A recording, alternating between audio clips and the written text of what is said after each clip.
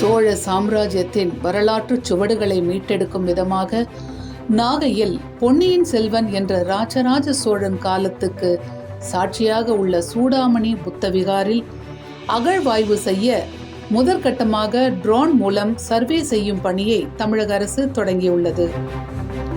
நாகையில் கிபி 10 முதல் 13ஆம் நூற்றாண்டு வரை பிற்கால சோழர்களின் ஆட்சி காலத்தில் பௌத்தம் சமண சமயங்களுக்கு ஆதரவு அளிக்கப்பட்டு வந்ததாக வரலாற்று சான்றுகள் கூறுகின்றன.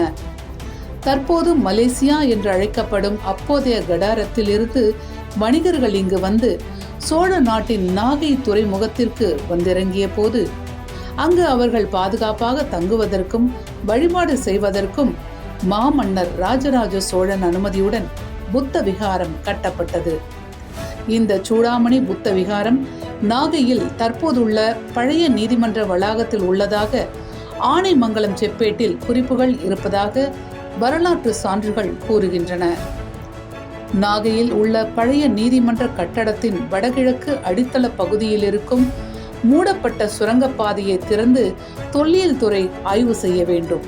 அப்போதுதான் ராஜராஜ சோழனுக்கு சிகிச்சை அளித்த சூடாமணி புத்த விகாரின் நிலவரி குறித்த உண்மை தெரிய வரும். சோழ சாம்ராஜ்யத்தின் அடையாளங்கள் மீட்டெடுக்கப்படும் என்பது வரலாற்று ஆர்வலர்களின் கோரிக்கையாக இருக்கிறது.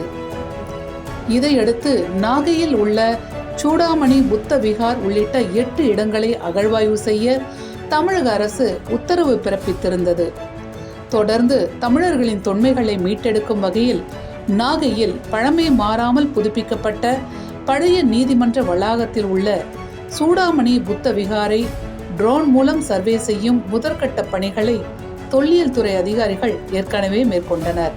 அகழ்வாய்வுக்கு ஏதுவாக ட்ரோன் மூலம் சர்வே செய்த தொல்லியல் துறை இணை இயக்குனர் டாக்டர் சிவானந்தம், பேராசிரியர் முத்து சங்கர், தொல்லியல் அலுவலர் வசந்தகுமார் ஆகியோர் அதன் பகுப்பாய்வுகளை தமிழக அரசுக்கு உடனடியாக அனுப்பி வைக்கும் நிலையில் தமிழக அரசு இதற்கான நிதி ஒதுக்கி 4 மாதங்களுக்கு பின்னர் சூடாமணி புத்த விகார் அகழ்வாய்வு பணிகளை மேற்கொள்ள உள்ளதாக தகவல்கள் தெரிவிக்கின்றன.